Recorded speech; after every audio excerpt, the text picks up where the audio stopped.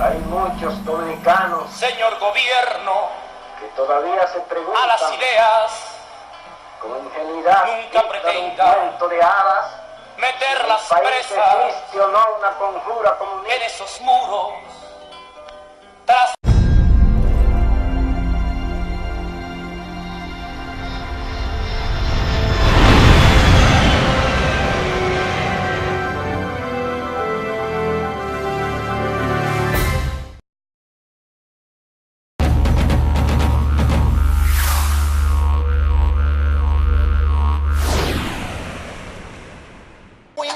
supe de Nerón, de la antigua Roma y de mucha sangre, sobre todo después de Cristóbal Colón, y así fuimos todos creciendo de a poco.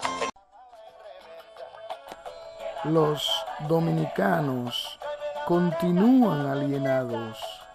Ellos hablan de la blancura de Sammy Sosa, del sombrero de la primera dama y de la bachata del paso alzado de Joe Veras.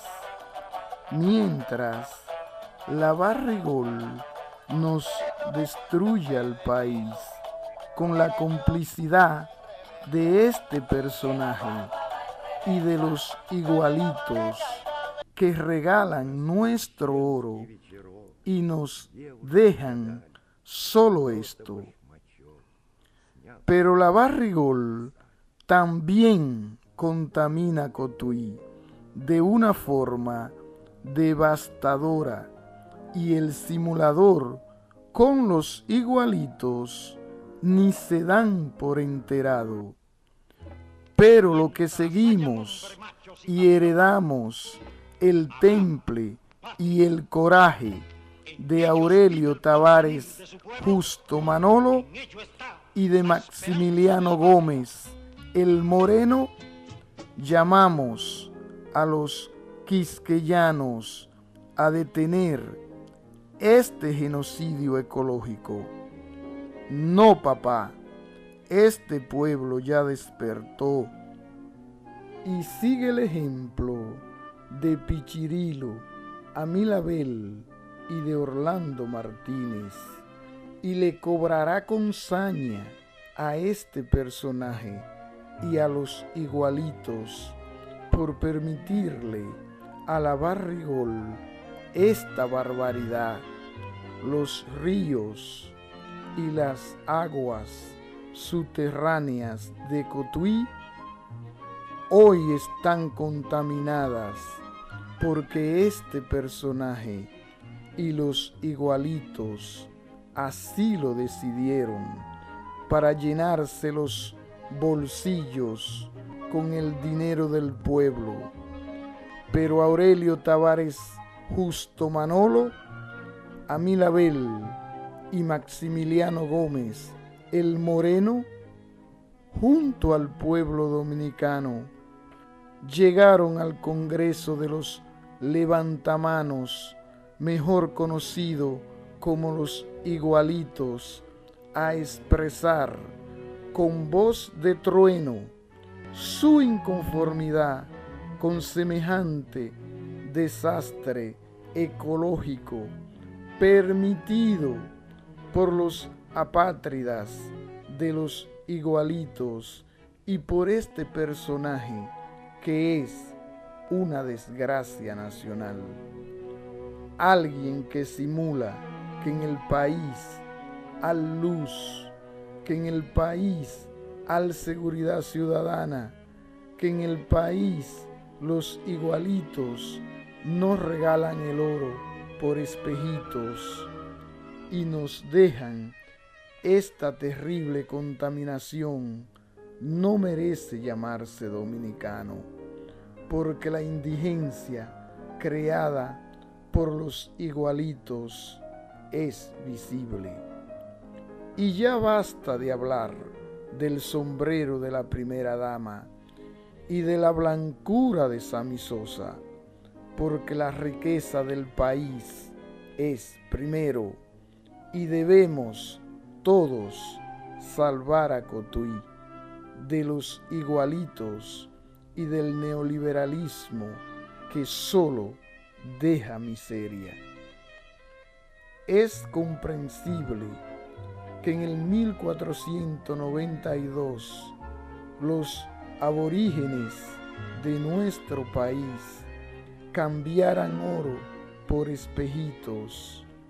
Ahora resulta insólito, bochornoso y una sinrazón que no tiene lógica que en el presente siglo este personaje, que lo tildan de inteligente sin aportar una prueba, esté él mismo con los igualitos, dando oro por espejitos y permitiendo el desastre ecológico de carácter dantesco que hoy presenciamos en Cotuí.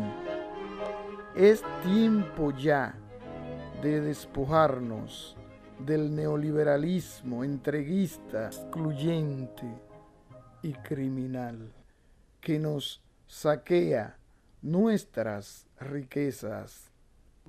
Estirpemos ya a este personaje y a los igualitos para salvar a Cotuí y al país.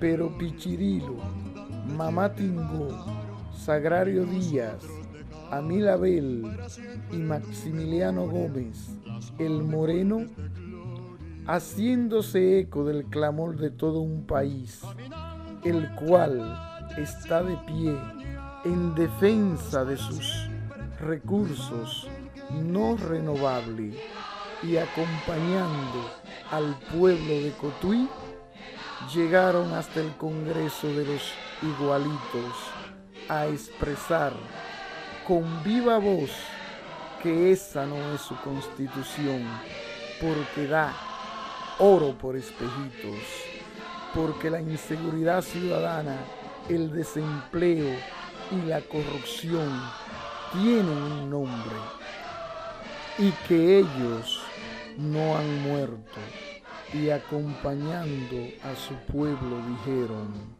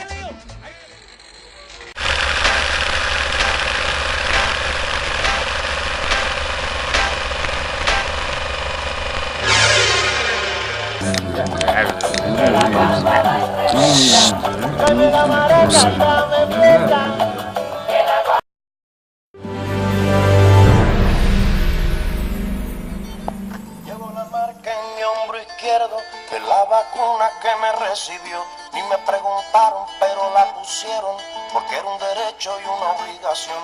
Y aprendí colores y mapas y letras, la vida al cuadrado, coseno, matriz.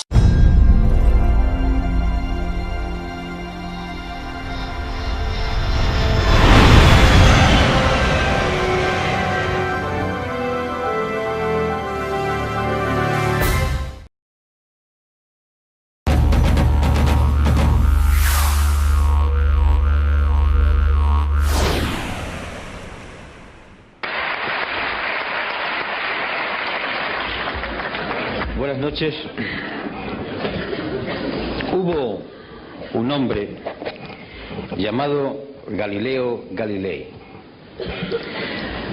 dedicado al estudio a horas encerrado, viendo astros, sacando las conclusiones de su observación, que descubrió que la Tierra no estaba en el centro del universo, que se movía, y por tanto era el Sol el que ocupaba el centro y en torno al cual los planetas y entre ellos la Tierra giraban. Aquel descubrimiento se enfrentó a la verdad institucionalizada. El Vaticano, la Iglesia, las creencias populares del momento y la insistencia en el mantenimiento de lo que él había descubierto le costó ir a juicio. Y frente al acusado, ¿cómo podía él pensar que se había equivocado Aristóteles? ¿Cómo podía pensar él que las Sagradas Escrituras mentían? ¿Cómo podía atreverse él, un ingenuo sabio, a pensar que había descubierto algo que fuese en contra de lo que el magisterio de la Santa Madre Iglesia venía diciendo hacía siglos? Y sobre todo, ¿es que acaso el pueblo no aclamaba contra aquel que se atrevía a poner en duda la centralidad del planeta Tierra? Las presiones son tremendas. Tiene casi que abjurar. Pero en un momento, en la rebeldía última, y musitando casi con una sonrisa a lo Saramago, suave pero firme, dice en el italiano natal: "Eppur si muove", y sin embargo se mueve. Porque los cálculos matemáticos, porque las observaciones, porque el ejercicio de la razón, porque lo que sus ojos estaban viendo noche tras noche, le estaban demostrando que era la Tierra la que se movía. Pues bien, estamos hoy en la España de 1999, en la Europa de 1999 y en el mundo, en un momento en el que en otras ocasiones de la historia las sociedades han tenido que escoger un camino u otro, o seguir en la resignación o plantar cara, la rebeldía que acaba de decir Manolo Cañada. La resignación es un producto que, como cualquier droga, duerme a la gente, duerme su conciencia. La resignación es como la morfina, la cocaína o la heroína. La resignación es producto de muchas causas. Yo voy a enumerar unas cuantas. La resignación es hija de ese discurso totalizador, cual si fuese una nueva religión. No hay más verdad que la competitividad. No hay más santos ni más poderes que los mercados. La economía tiene que crecer constantemente, no importa que se contaminen las aguas, que se contaminen los ríos, los mares o los aires. Competitividad, crecimiento sostenido y los mercados. Eso es lo único que importa. Su poder no puede ser contestado. Y además nos demuestra la existencia de las propias sociedades que esto es lo que produce bienestar. Y no importa que las personas de la calle vean que ese bienestar no le ha llegado al hijo o a la hija, que tiene que ir a la empresa de trabajo temporal que le cobra el 40% de la nómina por colocarlo en una empresa. No importa que la persona que todavía tiene una pensión que no llega al salario mínimo interprofesional y está casi a la mitad, 69.000 y pico de pesetas, la mitad de eso, a veces no llega. No importa el paro de aquel que entró en los 45 años. No importa que la mujer, madre y esposa, pero que además tiene que trabajar, no cobra lo mismo, igual que el hombre, haciendo la misma tarea, violando artículos enteros de la Carta Fundacional de las Naciones Unidas y la Declaración Universal de Derechos Humanos y texto de la Constitución Española. No importa, porque le están diciendo que no hay más bien que la competitividad, lo bien que vivimos, lo bien que vamos, los datos, las cifras. No importa que la gente vea o quiera ver en su entorno y a su alrededor hechos que están contradiciendo ese mensaje, porque para que no se vea o porque para sea menos hiriente hay sucedáneos. Ahí tenéis la televisión, fútbol, mucho fútbol, más fútbol que en épocas anteriores de la historia de España. Ahí tenéis concursos degradantes que no alimentan la razón, el estudio, el análisis. Ahí tenéis la vida de los personajes populares que se diseccionan y se abren para que atisbemos como si fuéramos aves carroñeras y, olvidando el entorno que tenemos, entremos en lo que ocurre en sus alcobas. Ahí está toda una literatura de evasión para que la gente no vea y por tanto confunda su existencia real con la existencia que le ponen en las pantallas o en los informativos, para que ocurra como aquello que tantas veces digo de la viejecita que a finales del siglo XIX estaba vendiendo cerillas a la puerta del Palacio de la Ópera de Madrid en un mes de enero a las 2 de la madrugada, aterida de frío y envuelta en una toquilla vendiendo cerillas para poder subsistir, y cuando entraban hombres y mujeres envueltos en armiños, en capas, con lujo y con joyas, decía: qué bien vivimos en Madrid. Un caso de alienación, un caso de suplantación, un caso de drogadicción. La imagen, lo bien que vivimos, las historias de alcoba, las revistas del corazón, las frivolidades que hacen olvidar lo que ocurre diariamente, o si se ve, se eleva a otra categoría, como si no fuese lo real. Resignación, además, porque el discurso oficial, que baja desde muchos sitios, baja desde los poderes públicos, baja desde las sentencias de los tribunales, desde las cátedras, desde las clases de EGB, donde el maestro escuela va inyectando ya unas determinadas ideas, baja desde la televisión y de los medios de comunicación el discurso de que no hay otra salida, esto es lo único posible, y si no, fijaros, estamos mal, pero peor estaban en el muro de Berlín. Y cuando ya se acude a hablar del muro de Berlín es porque no se tienen razones, y hay que decir: mira qué mal fueron aquellos, porque es la única justificación. Resignación, porque los pueblos, cuando tienen problemas, no son rebeldes. El que tiene que comer todos los días no puede permitirse el lujo de perder por un acto de rebeldía el puesto de trabajo. La rebeldía siempre ha surgido de aquellos que comían todos los días. De aquí la gran culpabilidad de muchos intelectuales españoles que, comiendo todos los días bien del pesebre o bien de su trabajo, no han sido capaces de decir basta a esta situación de degradación. De ahí una resignación que nace de la evidencia diaria del paro, que es cierto, de ese paro que dicen que se reduce porque la estadística dice que cuando una persona trabaja 2 horas a la semana ya no está parado. Una disminución estadística de los empleos a tiempo parcial, de las horas extraordinarias que se imponen pero que no se cobran, de la angustia si mañana poder trabajar. Eso es resignación. Resignación que cae sobre un pueblo que se da cuenta, además, o no se da cuenta porque no le gusta o no quiere verlo o no dejan verlo, que estamos yendo hacia atrás, que estamos llegando a cotas propias del siglo XIX, que aquella seguridad social para todos, que el tema del subsidio de desempleo va bajando continuamente en contra de la Declaración Universal de los Derechos Humanos o de la propia Constitución. Resignación que surge de la culpabilidad del propio parado. Uno de los éxitos, entre comillas, del sistema americano es conseguir que el pobre, que el miserable se sienta culpable de su situación. Es la filosofía calvinista, hija del protestantismo. Tú eres culpable de tu situación, no has sido capaz de triunfar. Esa es la filosofía de la sociedad americana. Y si no has triunfado es porque tú eres el responsable. Esta sociedad da oportunidades a todo el mundo. Si tú no has podido hacerlo así, tú eres el culpable. Y entonces el oprimido, el pobrecito, el esclavo, se echa en la responsabilidad de su situación. Es perfecto el dominio del poder.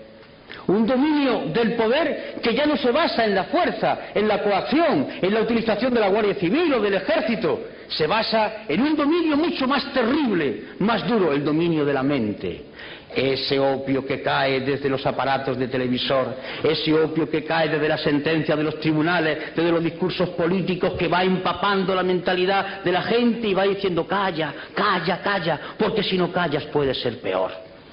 Esa es la resignación que se produce como consecuencia de sentirse separado, que él es el autor de su situación, y por tanto aquel compañero que ha sido acusado de que cobró una vez indebidamente el seguro de desempleo, ¡ah, miserable, tú eres el culpable! No importa que los ladrones de alto copete sean exhibidos como figuras brillantes a enseñarle a los hijos como ejemplo a seguir, pero el miserable que ha estofado solamente un mes del seguro de desempleo es el culpable de todo lo que está ocurriendo.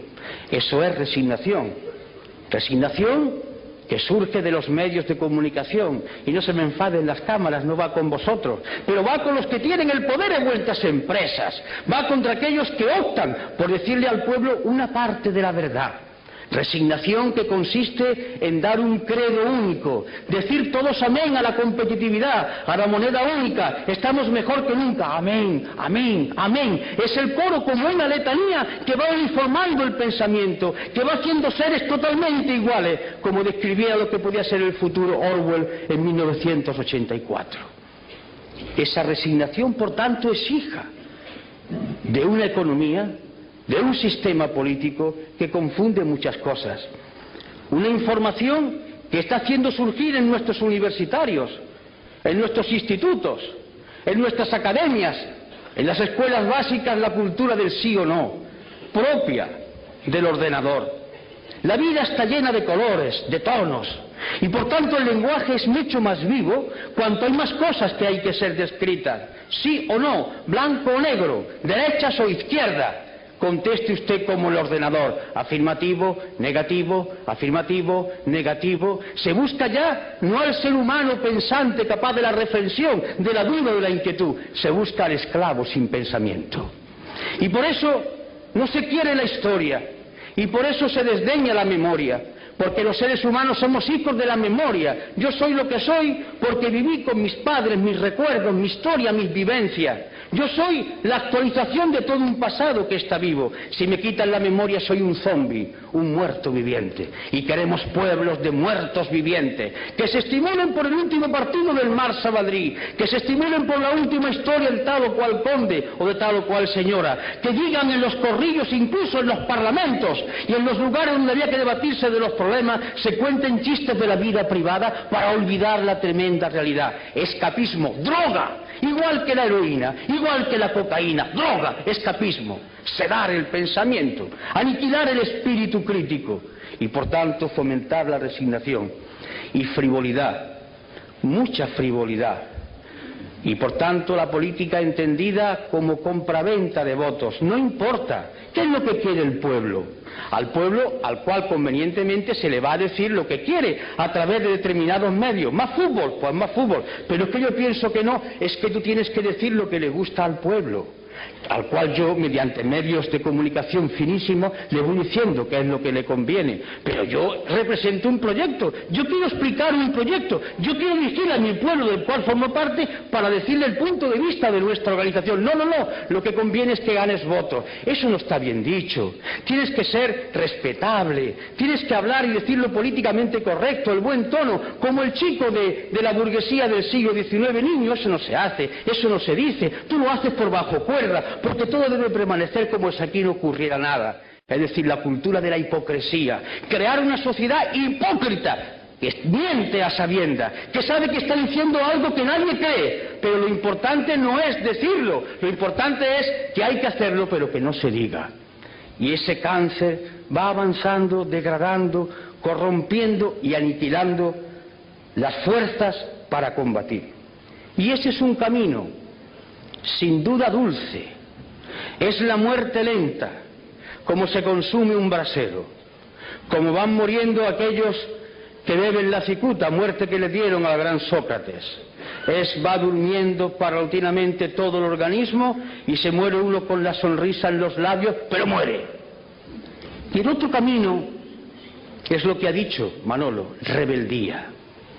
Pero la rebeldía no es un gesto altisonante, no es un grito, no es un insulto, no es una pedrada, no es una mala contestación, es mucho más profundo.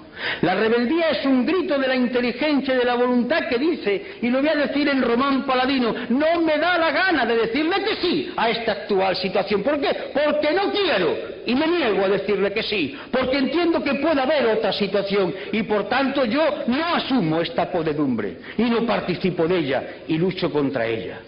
Y esta actitud es una actitud intelectual, Y cuando digo intelectual no quiero hablar de universitario, de la mente de cualquier ser humano. Es un posicionamiento que nace de la mente y del corazón, del fuego, del querer cambiar. Esta es la rebeldía fundamental. Lo otro son voces, son chillidos, son insultos, son graznidos. Dale caña, circo romano. No, la rebeldía no es ni más ni menos que el posicionamiento con otros valores y la decisión de hacerle frente. Rebeldía para decir que no aceptamos que la competitividad y el mercado sean los que rijan los destinos de las sociedades, que entendemos que hay una Declaración Universal de Derechos Humanos que tiene que cumplirse y que eso significa sociedad de pleno empleo, donde el hombre y la mujer sean exactamente iguales, donde no haya marginados y que costará mucho tiempo y mucho sacrificio, pero es hermoso luchar, incluso morir por eso, porque morir tenemos que morir, muramos por lo menos luchando por un ideal noble y no consumiéndonos como un brasero. Y significa esa rebeldía fundacional en cuanto a entidad humana, significa defender con esa suave ironía, con esa tranquilidad que el maestro Saramago hace, porque es una gloria verlo contestar a los periodistas con esa suave ironía, con esa tremenda dureza de fondo, pero flexibilidad en el lenguaje. Significa defender que hay valores que deben ser mantenidos, el hermoso valor de la igualdad. Como decía uno, la sangre es roja y todos la tenemos roja, no hay sangre azul. Y además, como decía otro, todos los corazones, salvo alguna excepción, están en la izquierda. Por tanto, esa igualdad que hace que los seres humanos nazcan de la misma manera. Una igualdad esencial, no igualitarismo, y por tanto dignidad de la persona por ser lo que es, persona. Y junto a la igualdad, la libertad. Pero hablar de libertad es algo muy grande, porque libertad es asumir que se tiene la conciencia libre, que no es lo mismo que libertad de conciencia. La conciencia libre significa que yo puedo decidir si yo tengo todos los elementos para formular mi decisión. Estoy bien informado, estoy bien formado, me alimento todos los días, tengo un techo donde guarecerme, tengo una ropa que ponerme y una vez que tengo mis necesidades más elementales satisfechas, yo puedo empezar a pensar para ser un hombre libre. Porque si yo tengo que buscar el trabajo trampeando como sea, poniéndome en la cola del paro, vendiéndome por 4 perras porque tengo que comer los míos y yo no soy un hombre libre aunque mañana me permitan que vaya a votar en las urnas. Yo voy movido por mi hambre, por mi necesidad de tener que venderme en cada momento para el trabajo. Y junto a la libertad, en sentido espléndido de la palabra, la justicia. Y no hablo de tribunales de justicia, hablo de eso tan sencillo de dar a cada uno lo suyo, que impere el derecho, que no haya distinciones, que todo el mundo sea medido por igual rasero, por el rasero de la ley. La justicia que consiste además en que se conforma una sociedad. La ley es la que puede hacer posible que conviva la gente en sociedad, mientras que la ley sea justa y se aplique con justicia a todos igual. Solidaridad. Es un mensaje que nos puede hermanar a todos aquellos que hablaban del internacionalismo proletario, que sigue estando vigente, aquellos que hablan de la hermandad de los seres humanos y porque hacen referencia a sus creencias basadas en la teología de liberación, a otros que hablan desde otros supuestos de liberación humana, a otras propuestas de liberación. De acuerdo, solidaridad, que consiste en afirmar tranquila y serenamente que no merece la pena luchar por banderas, que la única bandera es la moneda del planeta Tierra y la humanidad es una sola raza, una sola y única raza, y que merece la pena luchar por ella. Y esto es muy importante, informado, no porque se le den muchas noticias, hay diferencia entre la noticia de información. La noticia es una mercancía que se da para que se consuma, la información es un dato que se da para que la gente piense y a partir de ahí extraiga sus consecuencias. Y desde la izquierda, hablar de austeridad. A mí particularmente me gusta esta palabra.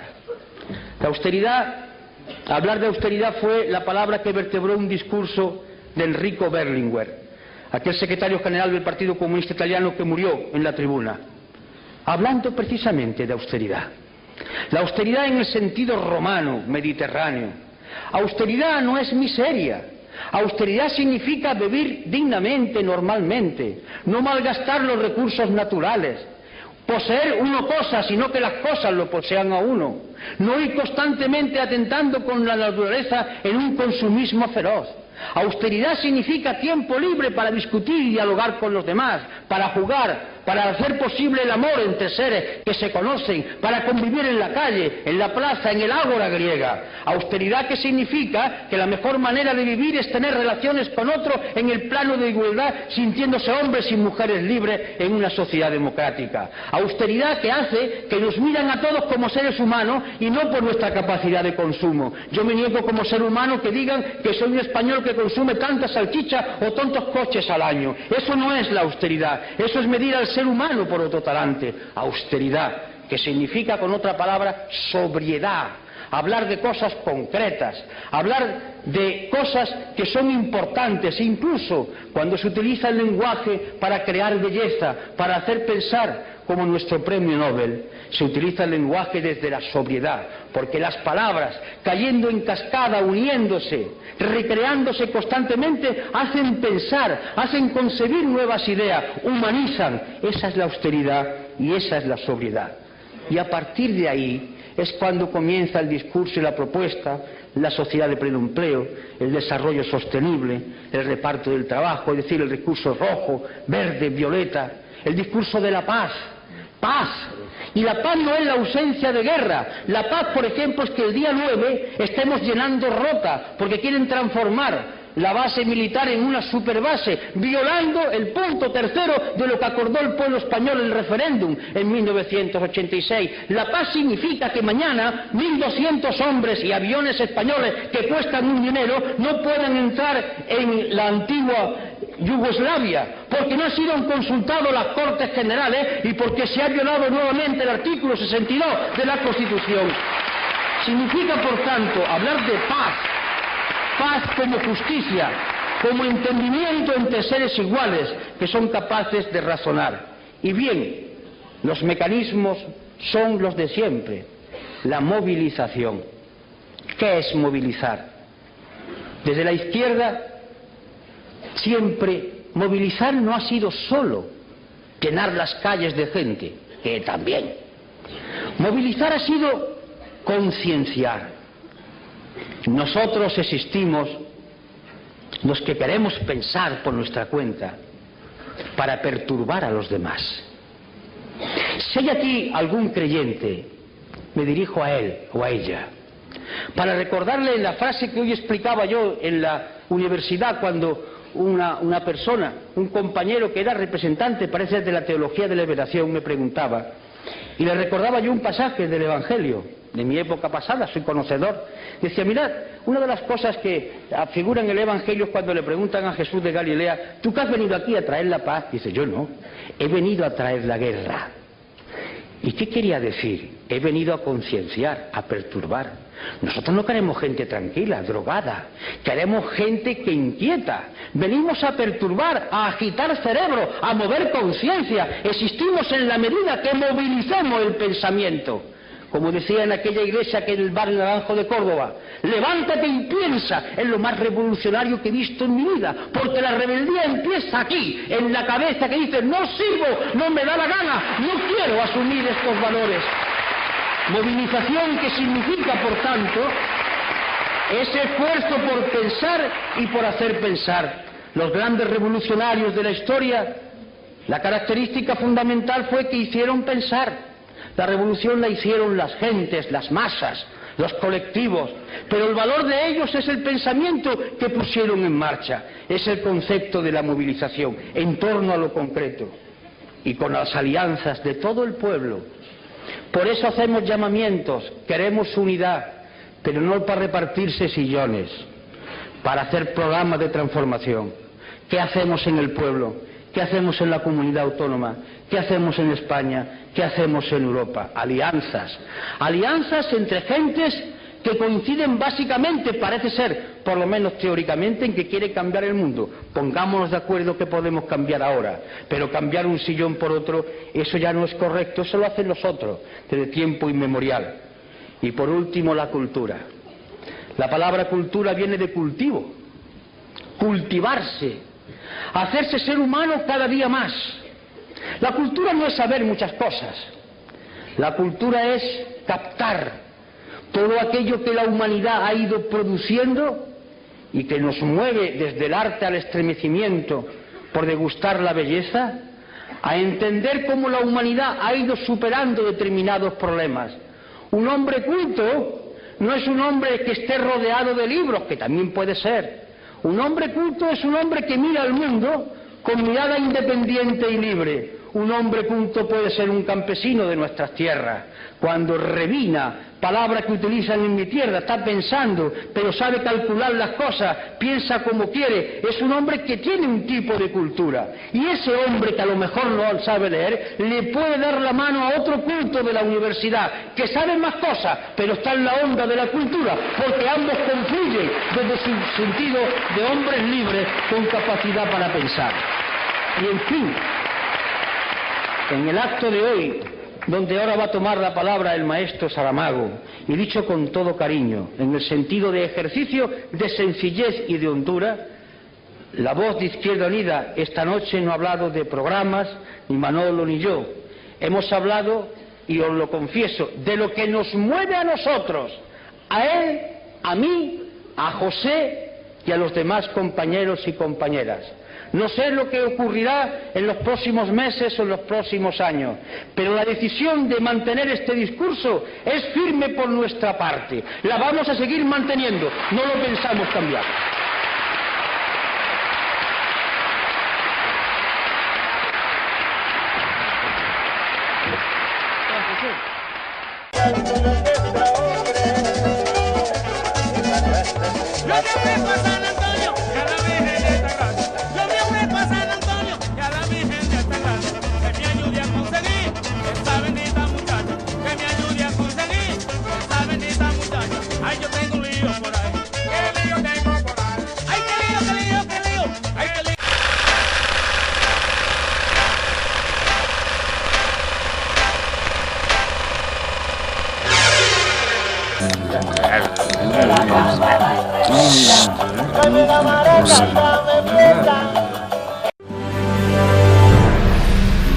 Te sembraste en las montañas, Francisco Alberto, me alegro, y engañaste a los de arriba, los generales y el miedo.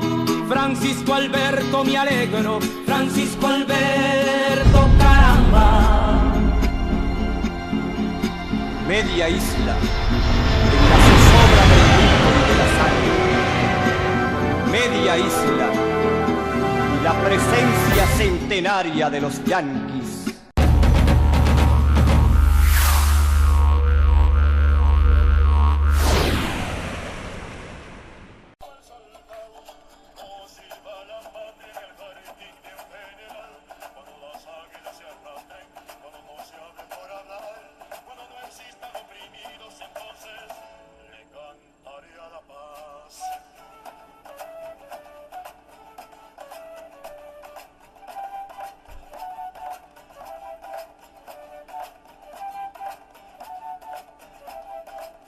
Racista en reversa es una expresión usada por las clases dominantes en Estados Unidos para suprimir, borrar o extirpar la memoria histórica de los afroamericanos que habitan en este país.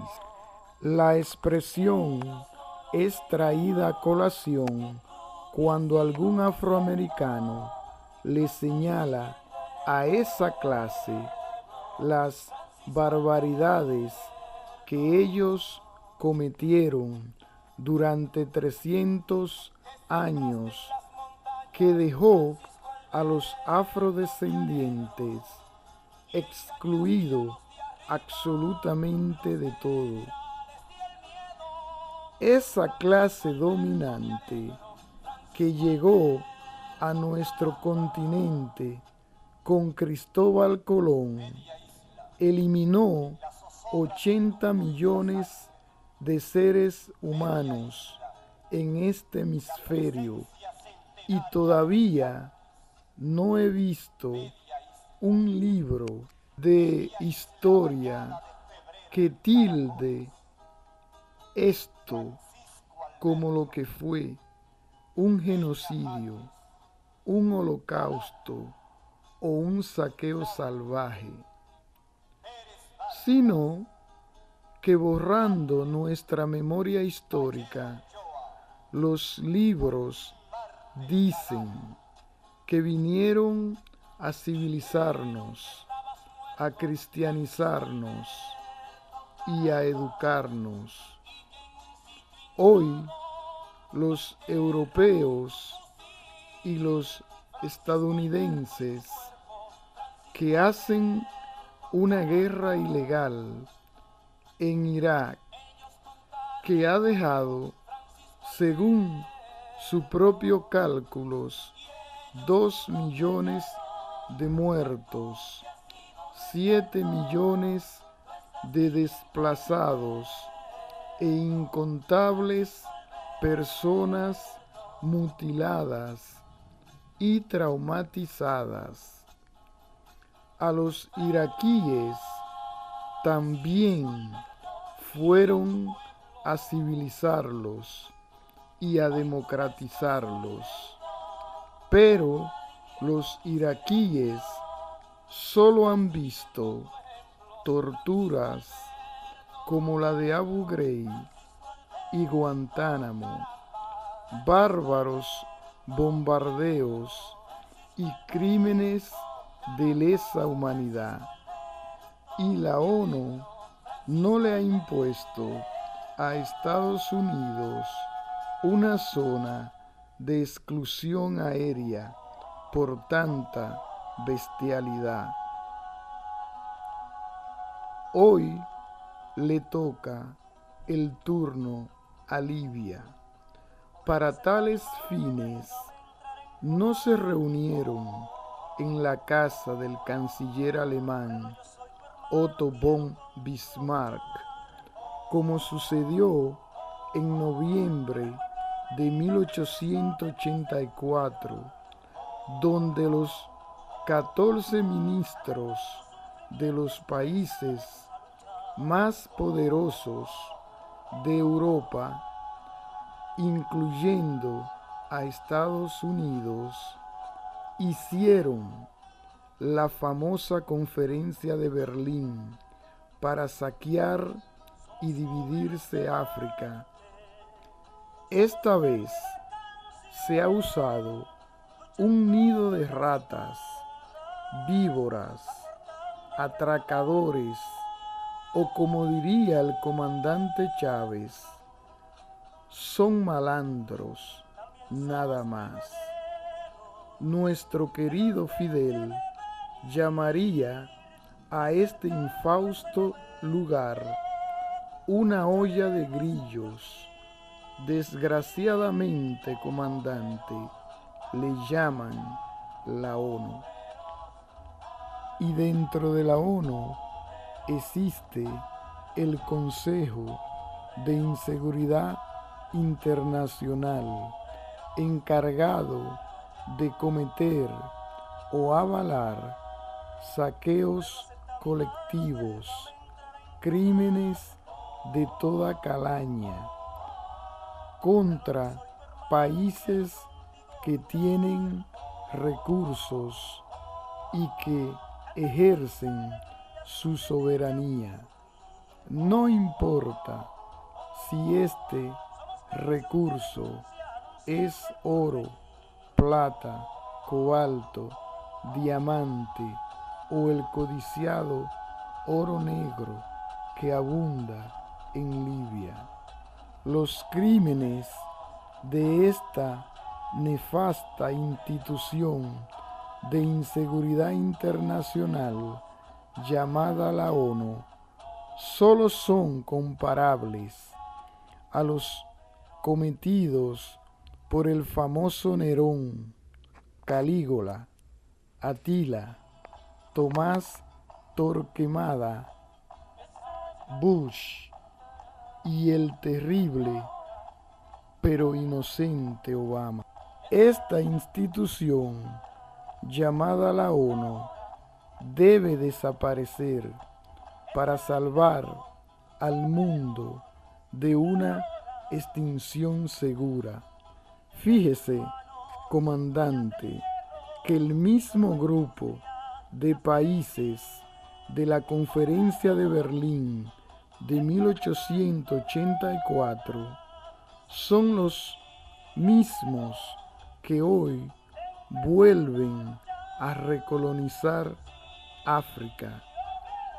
En esta olla de grillos tenemos a Estados Unidos, Francia, Gran Bretaña, España y Alemania, donde se encuentra la criminal sede del AFRICOM, creada por el Pentágono en febrero del 2007. Nadie en África quiso aceptar la sede del AFRICOM en una premonición de lo que venía. Entonces se acordaron de Otto von Bismarck y establecieron la sede en Alemania, donde está el comando central que dirige la guerra contra Libia y toda África, porque sería una inocentada pensar que es solo para Libia. Lo único que pueden hacer los países africanos es unirse para hacerle frente a esta nueva cruzada de saqueos y crímenes de lesa humanidad. Recuerden lo que hizo el rey belga Leopoldo II, que asesinó 10 millones de africanos, y los trabajadores congoleños que no traían suficiente caucho. El castigo era la muerte de toda la familia o cortarle una mano a un miembro de la familia, generalmente un niño. Así de bondadosos han sido los países europeos en África. Hoy, el flamante Obama, imitando a su colega George W. Bush, tiene intenciones de superarlo en la cantidad de muertos. Por lo pronto, Obama ha invadido 2 países simultáneamente, Bahrein y Libia, algo que a su predecesor no se le hubiera ocurrido por carecer de un premio Nobel de la paz. Los africanos solo exclaman: "Gánate ese Nobel", porque fue inmerecido, y solo aprieta el botón por la paz. Aunque Obama ha preferido en Libia, Honduras y Bahrein el botón nuclear.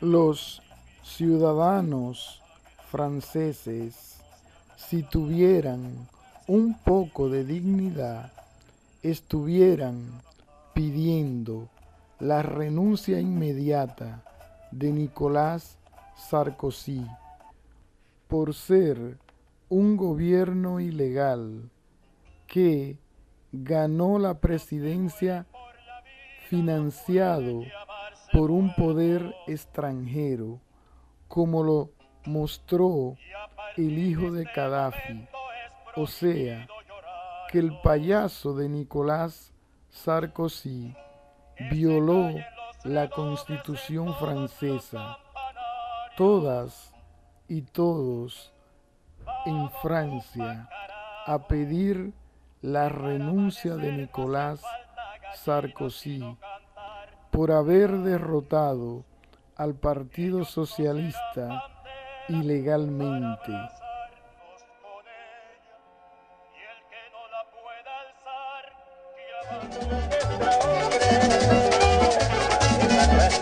Ha ha